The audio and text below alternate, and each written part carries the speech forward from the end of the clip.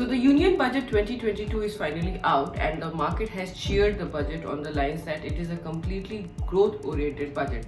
The budget has promised job creation in multiple sectors, and the government has clearly said that it will be pushing demand by pushing money into the market.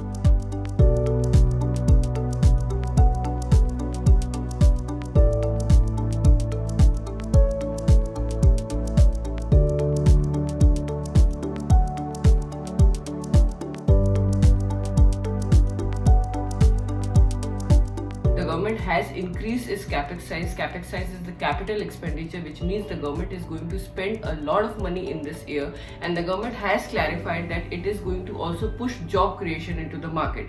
Therefore, the government has said that there will be 60 lakh job creations under the Made in India scheme, and the government has clarified that it will also give impetus to the private sector to create more jobs into the market.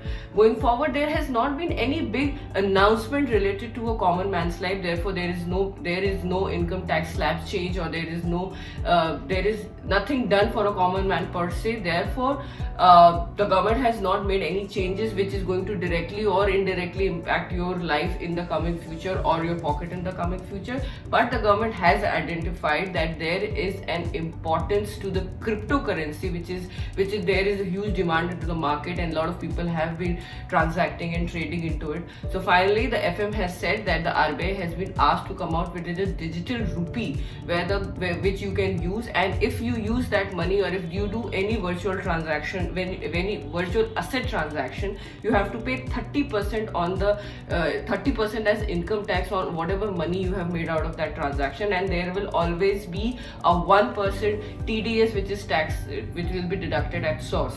And the government has also said that if these transactions will always be under the ambit of an income tax law, which means that they have finally identified that trading or exchanging digital currency is going to be legal finally.